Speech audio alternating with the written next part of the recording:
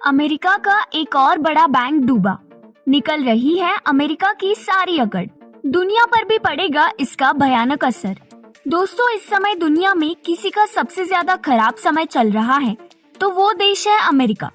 क्योंकि अभी America Saudi अरब और ईरान की दोस्ती के गम से उभरा भी नहीं था कि अमेरिका को एक और बड़ा झटका लग गया।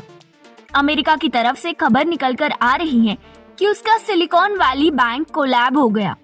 बात यहीं पर नहीं रुकी, बल्कि उसके कैपिटल कोर और सिग्नेचर बैंक भी बंद हो चुके हैं। इसी के चलते हुए अनुमान ये लगाया जा रहा है कि 2008 के दौर से पूरी दुनिया फिर से गुजर सकती है। क्योंकि जिस तरीके से 2008 में लेमन ब्रदर्स नाम के फाइनेंशियल फर्म कोलैब होने के बाद पहले अमेरिका और बाद में पूरी दुनिया मंदी के दौर में आ गई थी। 2008 में आई मंदी अमेरिका के लिए केवल फाइनेंशियल चैलेंज नहीं था। मंदी हमेशा से वर्ल्ड ऑर्डर को चेंज कर देती है। फर्स्ट वर्ल्ड वॉर होने के बाद जो मंदी आई थी उससे भी दुनिया सबसे ज्यादा प्रभावित हुई थी। उस समय ब्रिटेन का डिक्लाइन और यूएस का राइज शुरू हुआ था और इसके बाद अमेरिका लगातार वर्ल्ड पावर बना रहा। इसी के चलते हुए ये बोला जा रहा है कि अगर सिलिकॉन वैली किसी ग्लोबल मंदी का रूप ले लेता है तो आने वाले समय में काफी बड़ी समस्या पैदा हो सकती है और वर्ल्ड ऑर्डर में बहुत बड़ा फेरबदल हो सकता है।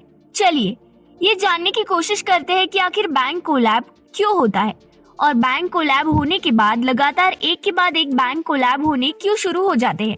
एक बैंक लोगों से डिपॉजिट लेता है और उसे ब्याज पर देकर लोगों से अच्छा मुनाफा कमाता है और बैंक ये बात भी अच्छे से जानता है कि जिन्होंने भी बैंक में पैसा दिया है वो एक साथ आकर पैसा नहीं मांगेंगे।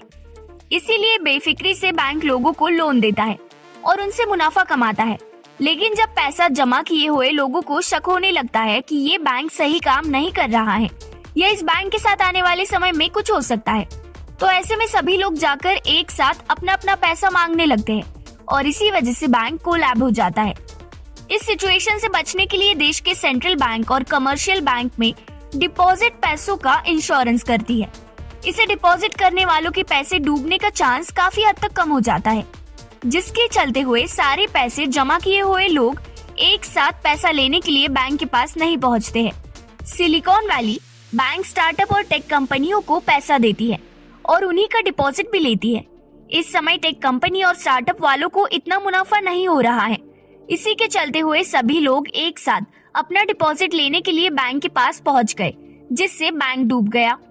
एक तरफ तो बैंक डूब चुका है, लेकिन वही दूसरी तरफ इलॉन मस्क की तरफ से एक बात कह दी गई है।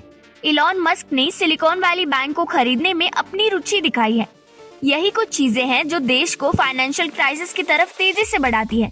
लेकिन यहाँ पर जिन्होंने भी सिलिकॉन वैली बैंक में अपना पैसा जमा किया था उनको तो उनका सारा पैसा मिल जाएगा, लेकिन अमेरिका में बैंक डूबने का सिलसिला कम होने का नाम नहीं ले रहा है। इस विषय में आपको क्या लगता है? इसका असर दुनिया के कोने कोने में पड़ेगा या फिर नहीं? आप अपनी राय हमें नीचे कमेंट बॉक्स में अवश्य लिखकर बताएं और इस वीडियो को ज्यादा से ज्यादा शेयर करें ताकि सब तक ये जानकारी पहुंच सके।